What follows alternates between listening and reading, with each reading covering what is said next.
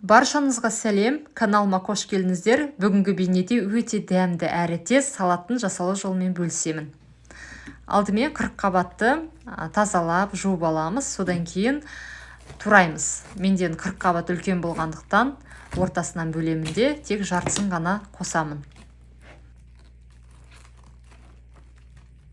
Жартысын 4 бұрышты етіп тураймын. Құрметті оқырмандар, осы YouTube каналымда тұрақты түрде жаңа рецепттермен бөлісемін.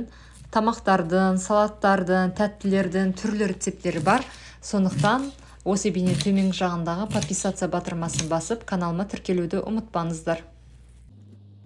Бұл салат өте дәмді және жеңіл болып келеді. Түрлі тамақпен жеуге болады, аппетитті жақсы ашады. Сондықтан жасап көріңіздер, мүмкін рецепті білетін де шығарсыздар. Бұл жерде енді айырмашылық дәмдеуіштерінде болуы мүмкін. 40 қабатты 4 бұрышты етіп турағаннан кейін ыдысқа саламыз. Мен 40 қабаттың жартысын толығымен турап салдым. Менде алдыңғы ыдысым кішкентай болып қалды, сондықтан үлкен ыдысқа барлығын турап салдым. Мен осындай 4 бұрышты болып шығады.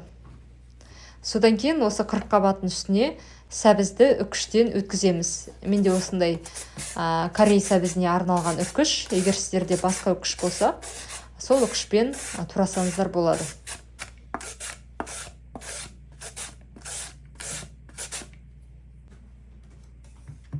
Сәбіз дайын. Енді осы сәбізбен 40 қабаттың үстіне тұз қосып, содан кейін жақсылап араластырамыз. Қолмен араластырдым, толығымен мұжып, жақсылап тұрып араластыру қажет.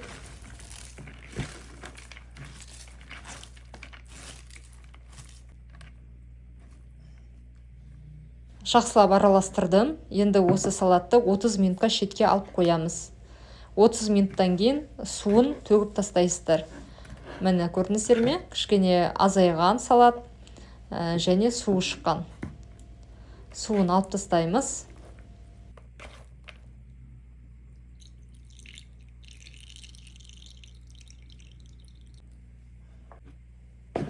Суын алып тастадық. Енді дәмдеуіштерді қосамыз. Кориандр, қара бұрыш, қызыл бұрыш, қант, паприка қосамыз. Содан кейін чеснокты ұсақтап турап қоссаңыздар болады. Мен осылай езіп қостым.